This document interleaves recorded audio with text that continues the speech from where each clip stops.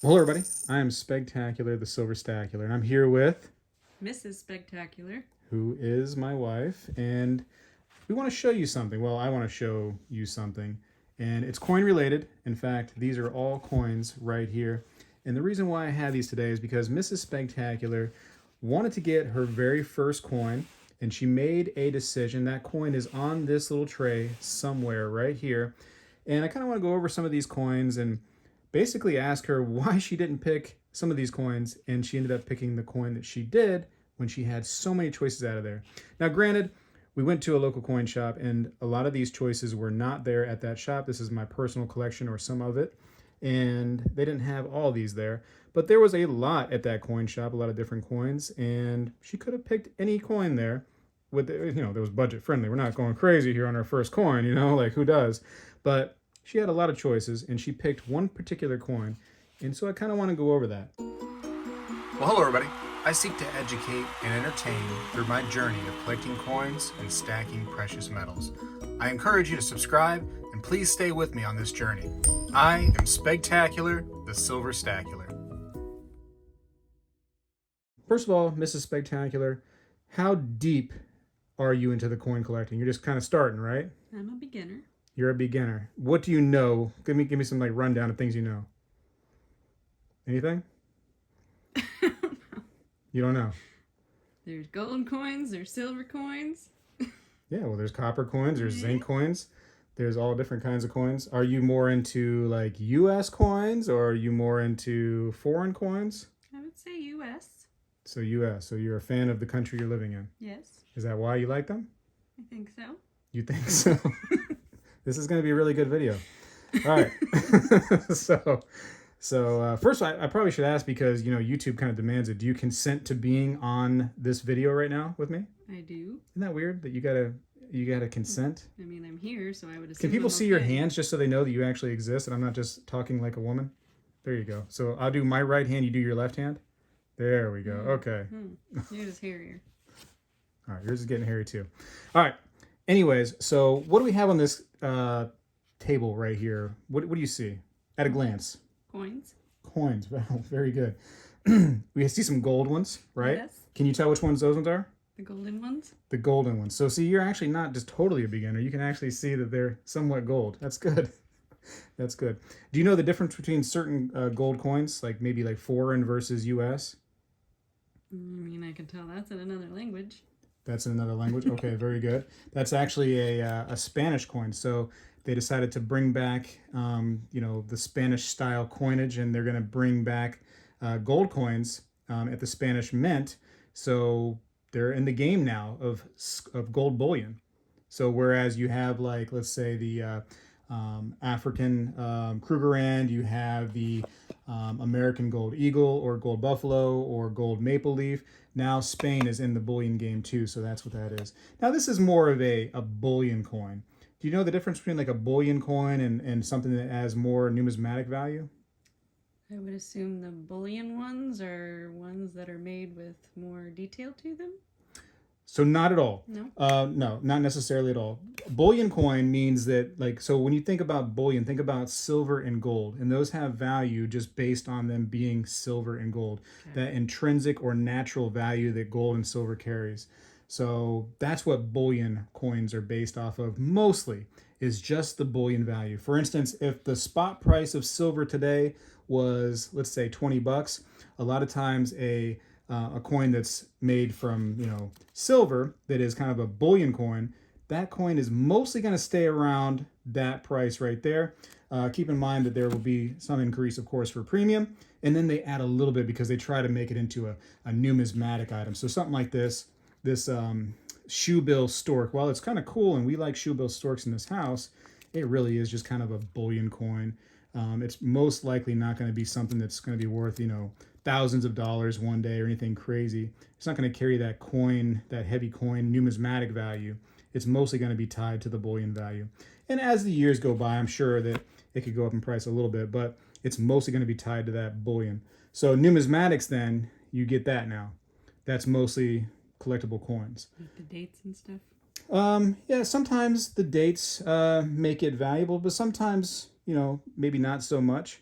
But numismatics are just collectible coins, coins that people want to have because it has a coin collectible value rather than like just bullion coins or, just junky stuff. But that's not to say that bullion is wrong or numismatic collecting is wrong. It could be however, you want it to be. But you chose a coin that I would call of numismatic value.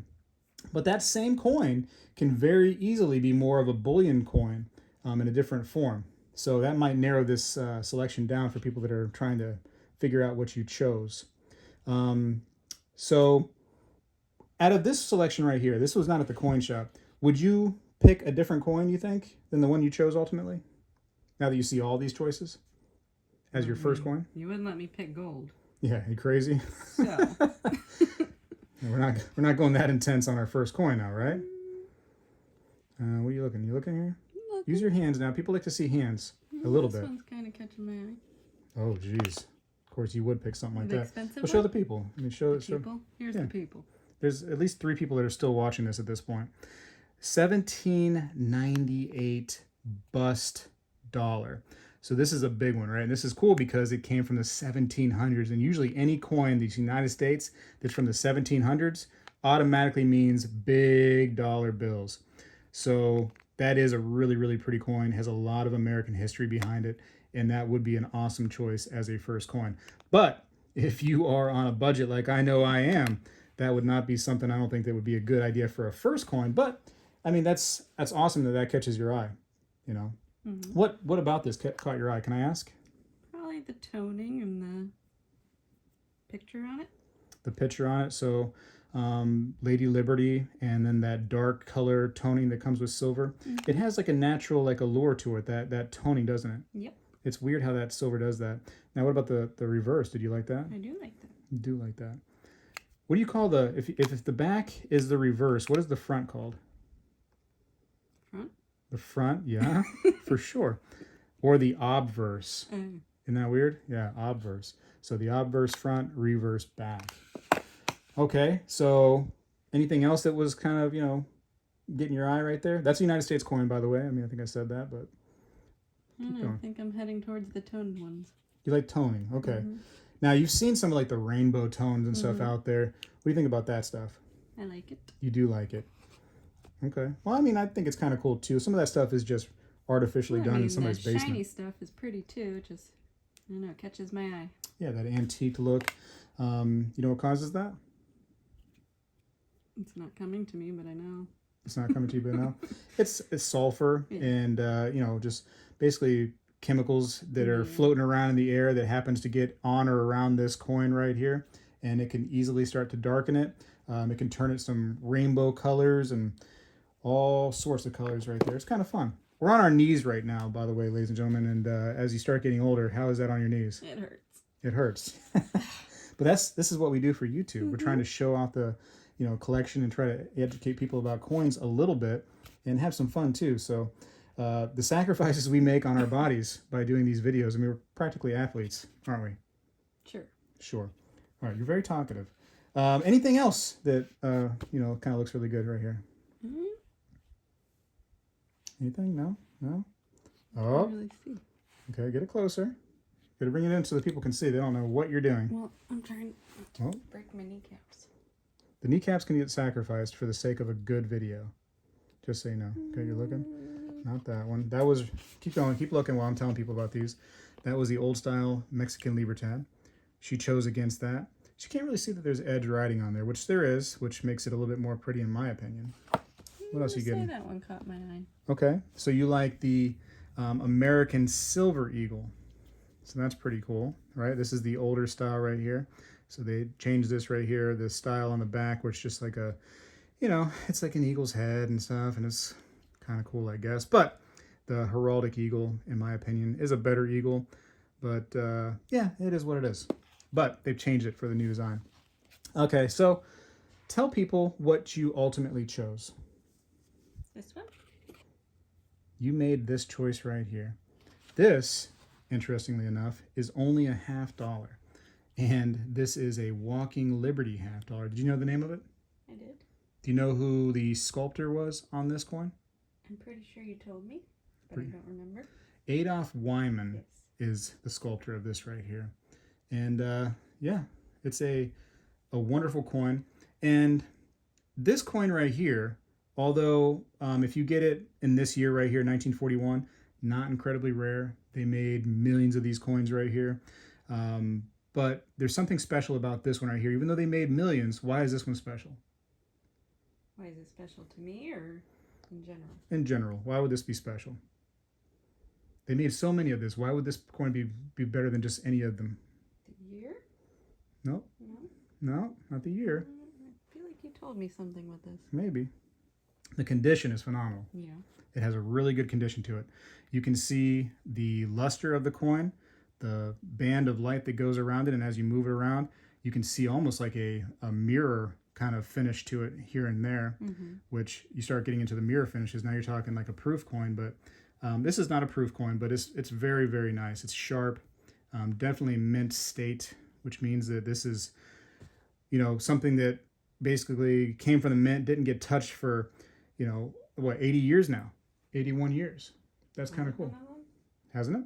1941. What's the math on that? Don't look at me. It's been a long time. It's been a long time for sure. But yeah.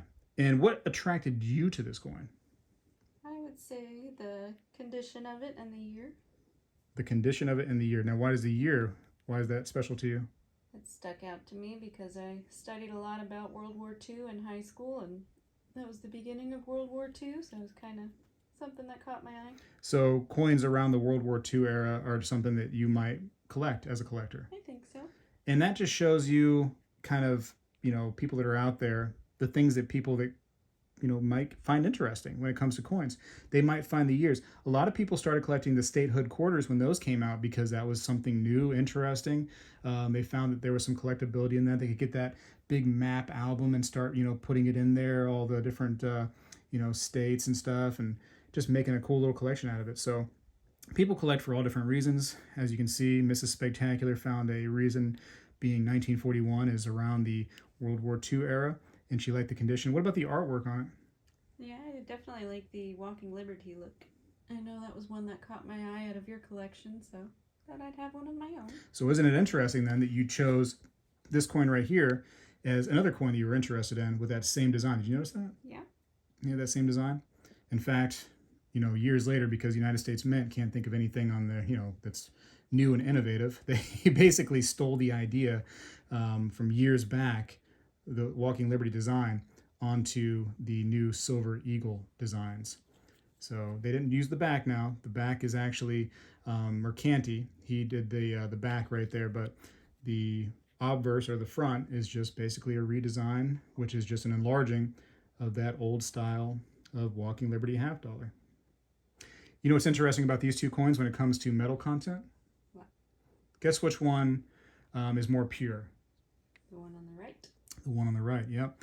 This is actually a 999 fine coin, and this is only 90% silver. And I say only 90%, like that's some kind of thing to just kind of go, point your nose up at, like it's no good, but it's still a good amount of silver, and it's still highly collectible. And if you had this coin right here, 1941, again, is not a rare year, but you had it in kind of, nastier condition. It's been handled a lot. It's been utilized by people as trade because these coins were meant for that. They were meant to exchange hands and be used for, everyday groceries and things that you got every day, gasoline, whatever the case may be. If you had something like that was all dirty and messed up and just slicked out, you couldn't see a lot of design on there. They typically call that junk silver. Doesn't mean it's junky. That's just kind of the nickname. You've heard of that name. And that stuff right there is typically where you find Walking Liberty half dollars, or you can find things like this, the Franklin half dollars, or we have a 40% Kennedy right here. That typically all gets tied in with that junk silver kind of terminology. But when you have a coin in high grade like this, you don't have junk silver anymore. Now you have a numismatic quality coin right there. You could send this in to get graded, and it'd probably come back really, really nice on the mint state level. Didn't you say it looks like it's been cleaned? No, I don't think it's been cleaned at all. Not one bit. I did say, as far as cleaning goes, all right, and we're looking for two different things when it comes to cleaning. you're looking for hairline scratches all around the fields, which means that somebody took something and abrasively kind of scrubbed on it or tried to, scrape something off of there. Usually they're trying to scrape away the toning, which is ridiculous because you like toning. Yeah. So you would have been drawn to a coin with toning, and people are trying to, 20, 30, 40 years ago, wipe that away. But what I do think that happened with this coin is that what everybody's doing right now, they don't call it cleaning all the time, as long as you can get away with it and make it kind of, a clean, let's say, is they dip it. They dip it in like acetone, and it kind of wipes away some of that toning that gets on there from that sulfur. And then you basically see a really, really shiny coin. And I believe that's what happened here, is that it was dipped at some point in this very recent journey through the United States, not years ago. It's been pretty recent, and I believe that that's what's happened to it. But now, oftentimes, if you dip it the right way, you can send it into a grading company, and it will come back as a great coin. It won't come back as it being cleaned. They don't judge it by that anymore, because actually the grading companies, when they do their conservation service, that's part of the process, is they actually dip the coins and they clean them basically themselves, and then they grade them and they say that they're not cleaned. Okay. It's kind of a weird thing in the coin world, but I do believe that happened to that coin at some point. But regardless, it's a nice coin. I think it's pretty. Got my coin. Sorry, it's in plastic. I gave you the plastic, so it should be okay now. So do you want that back? I do. What are you gonna do with it? I gotta find it at home. You gotta find it at home. We'll find it at home, okay? But yeah, there's a lot to choose from out there, and I just thought it was interesting what she chose based on just her personal thing, which was, she liked the condition of the coin, which it looks great. She liked the artwork, and then she liked the year of it because it was close to World War II. And it's just to each their own out there. If you like United States coins, a cool thing you can do, you ever see this right here? I think you showed it to me. You showed it to you? This is a United States Typeset, so you can look back in the history of the United States and kind of see, where we've gone as far as coinage. You got, half cents. What a weird denomination, right? That wouldn't make any sense today with inflation the way it is. What would half cents do for you? Large cents, those are really popular with collectors right there. Those are cool coins. And unfortunately, half cents, large cents, old 1 cents, they're made out of copper, and copper just does not age well usually, unless you can get a nice red looking cent. Some of the older stuff right there, it turns almost that blackish over time as it starts to get, toned and whatnot. And you just can't see the design very much anymore. It's an unfortunate side effect about copper coinage, unless you get one that's just, like I said, mint state or real nice condition. As you can see right here is a 1959 Lincoln cent, and it still has that nice color to where you can actually see the design. But yeah, copper coinage, that's one thing I don't like about collecting copper. But here you have some more right here. Look at this right here. Check out those half dimes. How crazy is that? They're not 5 cents. I was gonna say, wouldn't a half dime be a nickel? No, ma'am. These are half dimes. Isn't that wild? I think eventually, as they started experimenting with coinage, because the United States was like, hey, let's make our own stuff, they started thinking, well, half dimes are kind of silly. Half cents are also kind of silly. And let's keep it moving. Let's keep it on to something. And you know what happened here? This is a 20-cent piece. You ever see one of those? I have not. Yeah, that's 20 cents instead of 25. You know why that right there just kind of got done away with? Why? Well, would that confuse you at all? A quarter versus a 20 cent? If you're shuffling through your register or whatever. It's about the same size. It's pretty similar, yeah. So you start making that mistake back in the 1800s when 5 cents actually mattered. You make that enough times and you probably get fired from your little, Piggly Wiggly job or whatever grocery stores they had back then. I don't even know. Piggly Wiggly stuff. That's definitely more modern. And I think they're still around today, right? But as you can see how the quarter has changed over time, it's just kind of interesting, these old books. And you can kind of look at some of these and kind of gauge like, man, I really do like the old Seated Liberty design right there. I love those right there. And I don't know. It's there's a lot of choices out there. You can see how the dollars have changed. And actually, what's cool, and they don't put it for this set, but that coin you chose as a secondary was actually prior to the Seated Liberty. Look at that. So this actually goes beyond that, 1798. And you had some flowing hair dollars too, which were phenomenal. Those are really cool coins. I can't afford those though, jeez. But yeah, There's a lot more different commemorative half dollars out there, but yeah, something to look at. If you want to look at this sometime, I might let you do it. We'll think about it. You know? Yeah, no problem. Maybe. Sharing is caring. Yeah, sharing is caring. If you're on your best behavior, that's, you know, that's what's going to dictate everything. But, okay, so it's just fun, like I said, to see what a new collector is into. And she's going to be into coins a little bit. I'm sure you're not going to be as intense into it as I've gotten into it. Maybe. I don't know.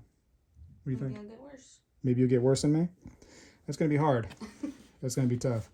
Where could somebody go if they want to, like, what have I recommended to you as far as getting more information about these coins, United States coins? Where can you go? Yeah. Well, you have that red book. The red book, okay. That's a good resource right there. And I talk about this this book all the time. Now, you were reading this book to start out, right? Kind of getting some information a little bit. Yeah. And you kind of started going, wow, this is a lot to read for somebody trying to get into coins. Well, I think I need to learn more of the terms and everything and the different things in it before I can really understand the book. Yeah. But then I say, well, why don't you try this? Why don't you flip through some pages and look at the pictures? And I know that sounds crazy, but sometimes coin collecting is what you like and what your eyes are drawn to is part of what you like. And that's kind of what you did, right? Yeah. You kind of flipped through some pictures and you kind of landed onto half dollars and you found the Walking Liberty half dollar. Yeah. And that's where you what I went. got. Here's your mintage right here, 1941, and yours was just a P, right? Had no. Where'd yours go? Yeah, You took it back? You told me to. I did tell you to. I think you said But you were it going to didn't have a mint mark. A mint mark. No mint mark on this one, which means it comes from the Philadelphia Mint. Yeah, there's no mint mark on there. So, 1941, you're looking at 24.1 million, almost 24.2 million of these made. So that's quite a few. And you'd think that there'd be less, right? Because you're talking on the eve of all the World War II stuff. You think that they would have problems pushing these out, but I guess not. And yours being a higher grade, you can see how the grading, and again, you can't really trust this book right here. I've said this a million times as far as pricing goes, but it gives you an idea of where some of the jumps begin to happen. But you can see 1941, you can see how over here in G4, which is a really low grade, yours is definitely not there. Yours is definitely mint state, so it's up here towards this level. But as you start getting up here, mint state 6035, 6355, and if you had a proof, forget about it, 625. I believe yours to be higher than 63, as long as it didn't come back as it was, cleaned when they dipped it, which I believe it's dipped. That's my personal opinion. You can judge me for that if you'd like, but that's what I believe. I believe you're much, much stronger on the grade here. This is a hot coin. Hey, no problem. So I'm going to keep this one. No. Oh, not. Okay, well, that's that. I think I've clarified that. You taking that from me? No. Anyways, greatly appreciate you all for watching, of course. I just wanted to go over that and basically talk about Mrs. Spegtacular's very first coin that she was able to get. I had to pay for it, but hey, that's okay. Whatever gets her into something that she likes, that's what's important. And maybe I can pay for another one if she finds something else that catches her eye. But you can't have these. Nope, no. Anyways, we got to go for now. Spegtacular and... This is Spegtacular. are out.